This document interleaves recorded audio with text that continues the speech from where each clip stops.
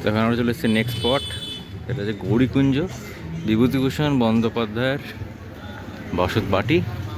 সকালবেলা জনশতাব্দী বা ইস্পাত এক্সপ্রেস ধরে আমাদের নামতে হবে ঘাটশিলা স্টেশন, এবং সেখান থেকেই কোনো টোটো বা অটোকে বললেই নিয়ে যাবে আপনার গৌরীকুঞ্জের সামনে।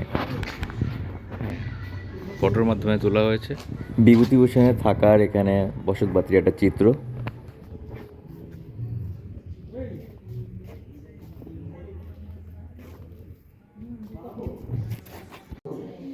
তো এখানে মাত্র দুটো ঘর, এবং আমরা দেখতে পাচ্ছি এটা হচ্ছে গিয়ে বিভূতিভূষণের পোশাক, এগুলোকে সংগ্রহ করে রাখা হয়েছে, এবং তার হাতের লেখা কিছু পাণ্ডুলিপিও এখানে মজুত করা আছে।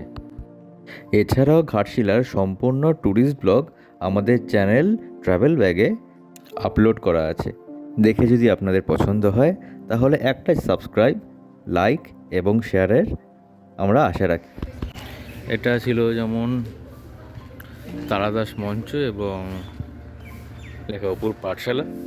এটা জায়গাটা ফাঁকা ছিল, এখন এরকম করে